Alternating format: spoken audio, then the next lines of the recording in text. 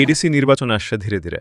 এই মুহূর্তেই সব পলিটিক্যাল পার্টি জায়গায় জায়গায় প্রচার অথবা প্রোগ্রাম করতে দেখতেছি আমরা, যে কোনো সোশ্যাল মিডিয়া প্ল্যাটফর্মে।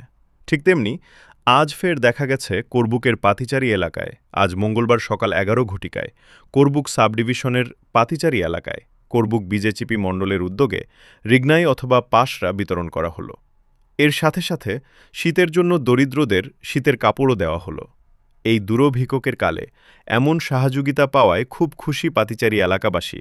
এখানে উপস্থিত ছিলেন করবুক বিজেপি মণ্ডলের সভাপতি অসীম ত্রিপুরা ও কংজং মগ।